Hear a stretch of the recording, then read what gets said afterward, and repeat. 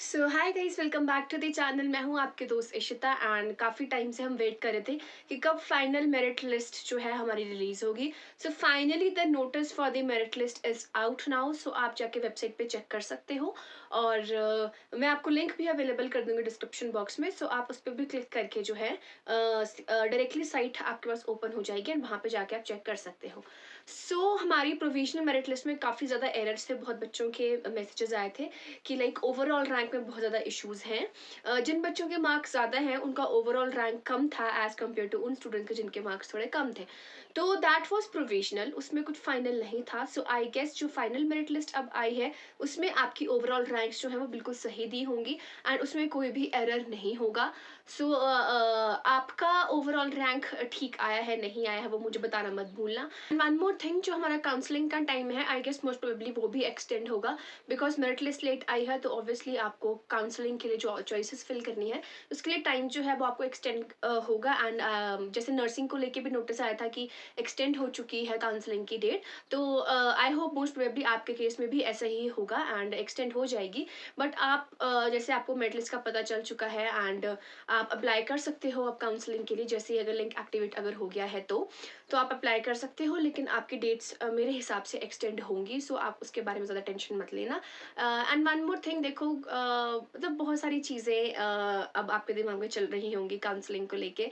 मैंने प्रोसीजर आपको थोड़ा समझाने की कोशिश की थी क्या प्रोसीजर रहेगा and most probably I think overall rank के हिसाब से आपका सिलेक्शन होगा। तो हमारे टाइम में काउंसलिंग जो है वो ऑफलाइन हुआ करती थी, तो हमारे तो सामने ही काउंसलिंग कंडक्ट होती थी। तो उस टाइम तो ओवरऑल रैंक के हिसाब से अब मुझे भी अच्छे से याद नहीं है, लेकिन आई थिंक ओवरऑल रैंक के हिसाब से ही सिलेक्शन हुआ था।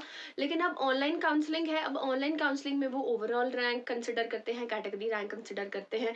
वो कहीं ना कहीं मैटर करता है। लेकिन ऐसा नहीं है कि अगर ओवरऑल रैंक वो ले रहे हैं तो जनरल की सीट्स कोई और ऑक्यूपाई करेगा, ऐसा नहीं होता है। जहाँ तक मुझे आइडिया है, हो सकता है आई मे बी रॉन्ग, लेकिन अगर मानो कि ओवरऑल रैंक में किसी एससी या ओबीसी कैटेगरी के ज़्यादा मार्क्स हैं तो वो अपनी कैटेगरी की रिस्पेक्टिव सीट को ही फिल करेगा, वो जर्नल की सीट को फिल नहीं करेगा। जर्नल में आई थिंक सिर्फ जर्नल के कैंडिडेट्स ही फिल होते हैं। लेकिन हाँ, जब उन लोगों की सीट्स फिल हो जाती है, ठीक है, जैसे मान लो कि एससी कैटेगरी की सारी सीट्स फिल हो चुकी हैं एंड काफ़ी बच्चे ऐसे हैं जिनके जर्नल से ज़्यादा मार्क्स हैं, तब उस टाइम पे मोस्ट प्रोबेबली मेरे हिसाब से जो है जर्नल की सीट्स फिर फिल करी जाती हैं। तो ऐसा होता है। अब जैसे हमारे टाइम में जब काउंसलिंग हुई थी तो मुझे अच्छे से याद है कि जो जनरल वाले कैंडिडेट्स थे उनको जनरल की सीट ही मिली थी एंड जो एससी वाले कैंडिडेट्स थे उनको एससी की ही सीट मिली थी।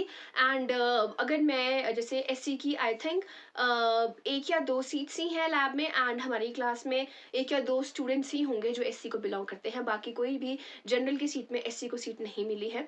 तो ऐसा नहीं होता है मेरे हिसाब से, जहाँ तक मुझे नॉलेज है। हो सकता है मैं भी रॉन्ग, मैं पहले ही कह रही हूँ।